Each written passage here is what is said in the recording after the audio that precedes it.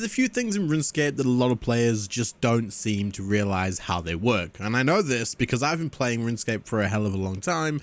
And there's a few things over the past year, maybe 2 years, that I've learned and gone, wait, that's actually how that works. So in this video, we're going to go through a few of those things and talk about some common pieces of information that many people actually don't realize exactly how they work. We're going to start off with armor. This is an interesting one. So the first thing that confuses a lot of players, and rightfully so, to be honest, it's a very confusing mechanic in RuneScape 3, is armor. Armor. How does armor confuse people? Well, armor is very interesting. In RuneScape 3, we have tank armor, which you can see here. It says type, necromancy, tank. And then we have power armor. It says type, necromancy, power. So in this example, we have Death Warden robes for necromancy, and we also have the robe of the first necromancer as well. Now, the way this works is armor in RuneScape doesn't just work the same way you would expect armor to work in most MMOs. You don't equip it and then suddenly you take reduced damage per hit based on how much armor you have. And you can see this by opening up the combat stats here.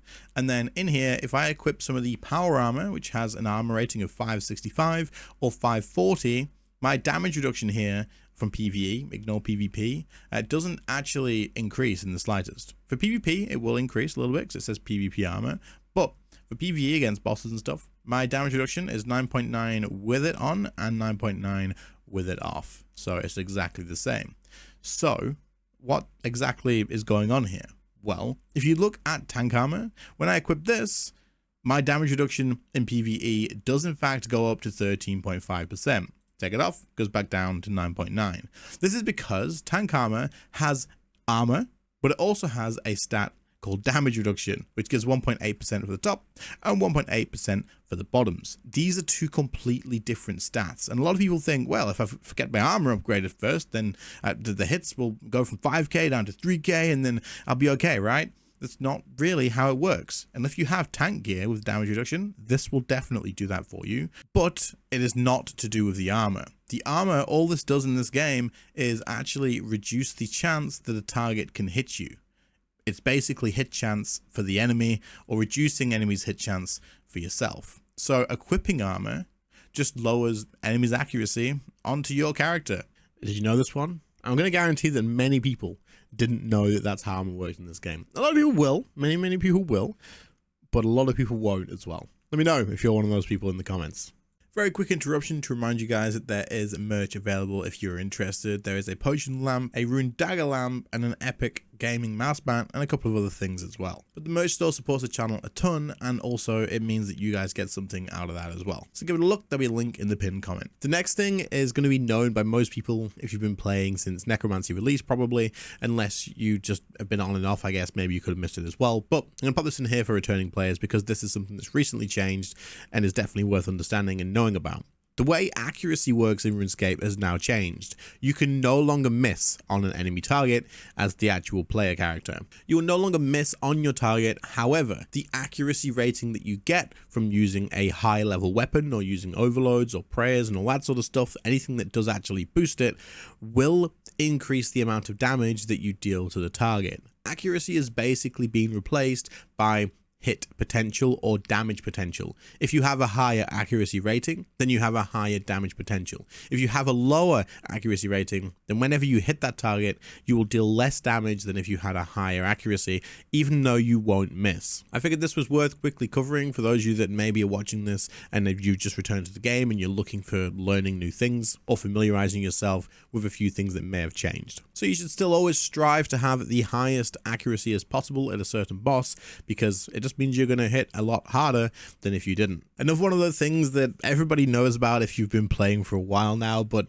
lower level players are going to fall into this trap a lot. In fact, people call this a noob trap, is the Look of the Dwarves. Look of the Dwarves is a really expensive ring. I believe it's around about 75 to 80 million GP still as of right now. And a lot of people buy this nice and early on because, hey, it's going to increase the chance that you get at getting a rare drop at a boss. That sounds great. That sounds amazing. Well, one, first of all, this only increases your drop rate by 1%, which, yes, if you have everything else already, you should definitely grab one of these. 1% is still going to add up over time and give you maybe a few more drops here and there. It is definitely worth having in most situations if you have everything else. However, it is also worth knowing that the look of the dwarves isn't necessarily needed until much later on anyway, because the Ring of Fortune, which is only 1 million GP on the Grand Exchange, gives you access to the same drop chance increase that the Look of the Dwarves does in many of the other bosses anyway. Now, this is going to give you the drop chance increase to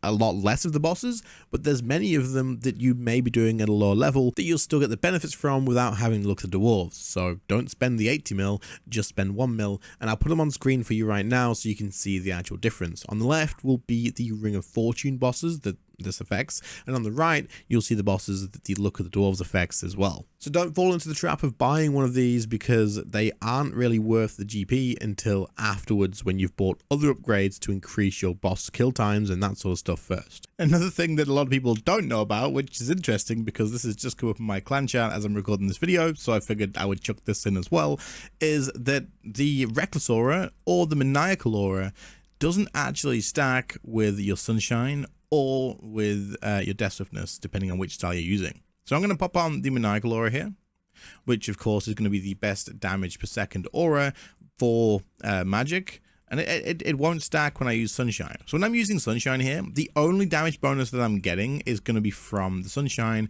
and not from the aura. But the aura basically just fades away during the time that I'm inside my Sunshine.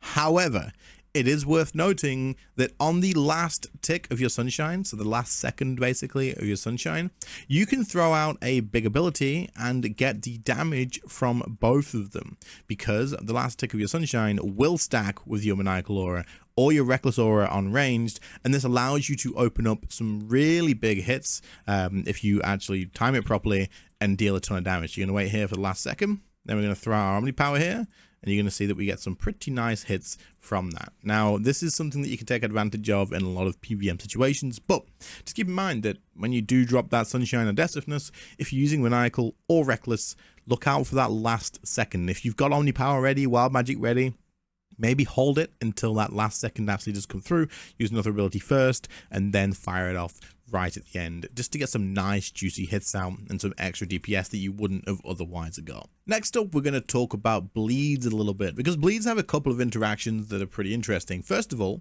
a little bonus tip, this isn't the main one, but this is a little bonus.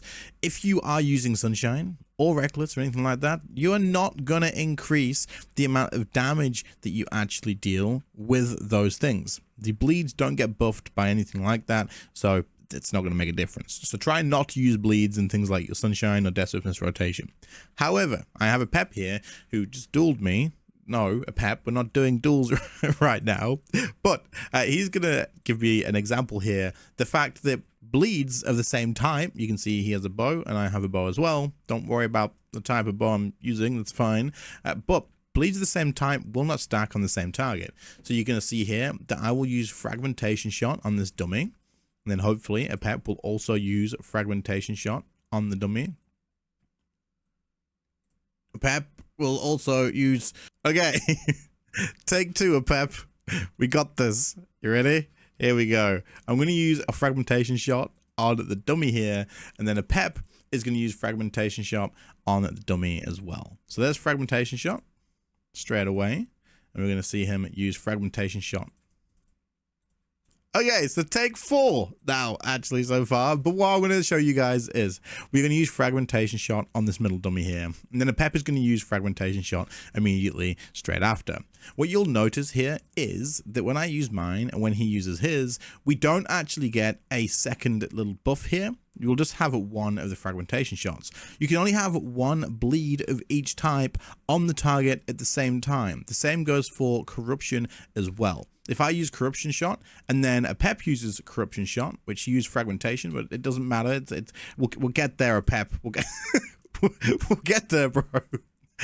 It would have overwritten. The way this works is whenever you use the last one, it will go from the amount of stacks left from that. So for example, the Fragmentation Shot will hit up to 5 hits. If I use mine and it lasts for 2 hits, and then a pep uses his, it will do another full 5 hits from there, but it will overwrite mine. So I will lose 3 stacks from me and it will just do another 5. And it will only do the damage from one person. So this is the reason why right now the magic weapons are pretty in terms of group, because you can't really take multiple of these to the same fight because everybody's going to be using bleeds and stacking them up together, and it needs a bit of a rework. But that's how bleeds work in RuneScape. And there's 5 things that many people don't actually quite understand in RuneScape 3. Fair enough too, because a lot of the stuff is pretty confusing. Did you know all of these? Was there any that you didn't know? If there was, let me know in the comments. But other than that, check out the merch store to support the channel and get yourself something cool. And otherwise, I'll catch you all in the next one. See you later, guys. Bye.